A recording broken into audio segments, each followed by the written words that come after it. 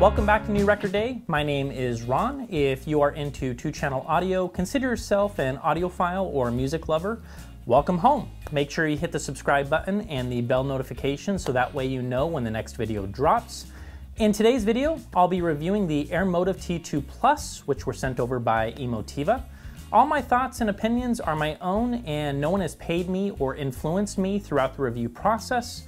Thanks for joining us today. Let's get started. At $999 for the pair, the Airmotiv T2 Plus is a three-way tower designed by Airmotiv. Standing 42 inches tall and weighing 56 pounds each, the Airmotivs are a big hefty speaker, which had me questioning how Airmotiv even managed to come up with these guys at such a low price. But hey, big heavy speakers do not win any awards here at New Record Day, so let's take a closer look at what we have here. The T2 Plus features a high frequency 25 by 32 millimeter Airmotiv folded ribbon tweeter, a 5 1/4 woven fiber mid-range, and two 8-inch woven fiber woofers for bass duty. Being a bass reflex design, the T2 Plus also features a port in the back for bass extension as low as 35 Hz in room. Rounding things off, Airmotiv was nice enough to toss in options for by-wire, or better yet, by-amp, and even kept the sensitivity at a reasonable 91 dB. With the Airmotiv T2 Plus, I used the affordable Iota VX and the PA3 combo, and I had these guys playing much louder than I care to listen to for extended periods. Knowing how easy these were to drive, I also explored what happens when you breathe life into them with only 12 watts from the delicious sounding LTA Z10. In both cases, with their price tags being worlds apart, I had zero issues waking up the Airmotivs, and that's the point here. Regardless of the gear in front of them, I found them pretty easy to drive. The Airmotivs come with outrigger style feet and make it easy to install the spikes, which are included. The T2s won't come in your pick of 30 finishes, so if black doesn't suit you, I hate to say it, it's the only option available at checkout. One thing I'd like to mention, thank you, Airmotiv, for not following the crowd and giving us the same lame black oak finish that everyone else does. The attractive vinyl finish has texture, and it's not something that I've seen before, so that is a celebration any way you slice it. Also worth mentioning, I like the front baffle and the edges on the T2 Plus. While this is not just for looks, it actually helps with edge diffraction. I gotta say, it does add that something to the Airmotivs, helping them stand out from the crowd. Last, the speakers come with magnetic grills and they snap on and off without any hassle using nice powerful magnets.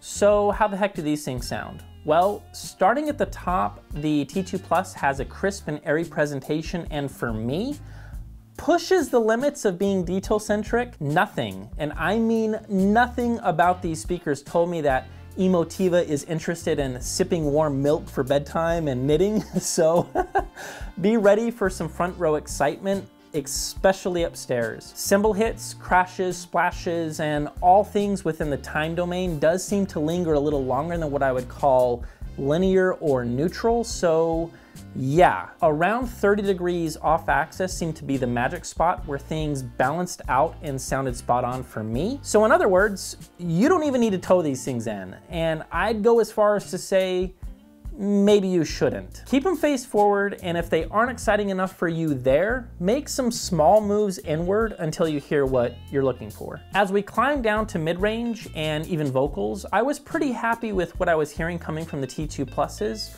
and actually found it to swim in the neutral side of the swimming pool, meaning I didn't hear any emphasis on the chest with male vocals, and while higher pitched female vocals can sound a little sibilant from time to time, my overall takeaway in the mid-range seems to be it's pretty well balanced. In the end, subjectively speaking, I think where these guys are gonna shine is how versatile the mid-range actually is. And while not the most refined, it seems to sound pretty neutral with just about anything that I threw at it. Bass on the T2 Plus is what's going to make these an easy sell. Let's get this part right. A lot of folks will want these for two-channel hi-fi and home theater.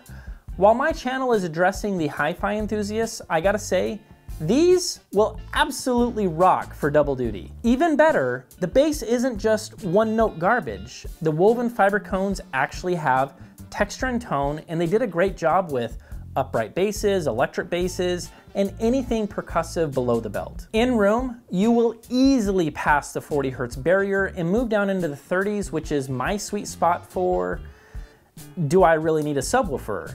And yes, of course you need a sub, or 2 subs, or maybe 4 subs, but that's for another show. And in all seriousness, in my 16x20 room, the last thing that crossed my mind when listening to these guys was, hey, where is the bass? Staging on the T2 Plus isn't superb, but it will get the job done in larger rooms where they have some room to breathe. And yes, of course I use lots to set up the Airmotivs, and you should as well. In my room, I found a nice balance about 6 feet into the room and about 4.5 feet away from the sidewalls. The only strike against the T2 Plus's disappearing act is I noticed that the tweeter does like to call attention to itself from time to time, which exposes the speaker's location. Outside of this, the rest of the speakers from, let's say, upper mid-range and down can disappear in the room with some effort and placement. So yeah, use lots. Get them away from the walls and they will do the rest.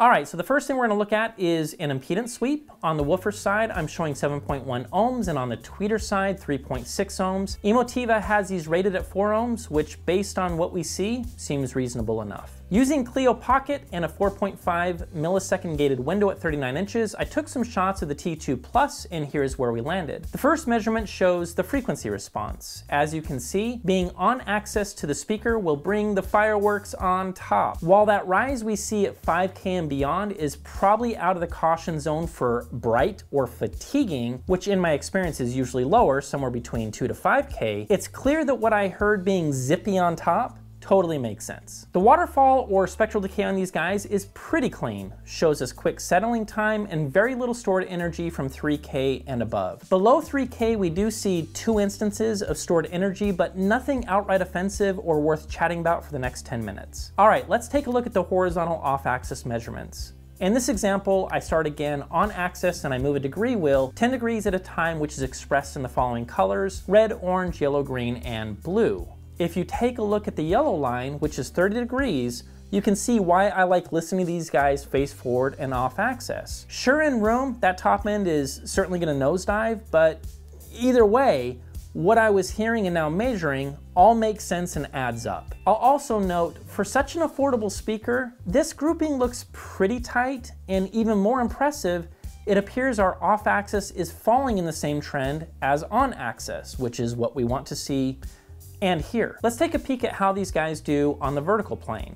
In this example, I started with the mic on axis to the tweeter, and then moved the microphone up 4 inches at a time, starting with what you can see in order as red, orange, yellow, green, and blue. What we see here is the expected drop in the response at the crossover point, but at the same time, it's really not that bad considering it's tighter than even the Borea Bro 8s, which we love. All in all, the measurements here almost seem like they belong to another speaker that costs more than the T2 Pluses. So yeah, Airmotiv did a pretty good job with these guys.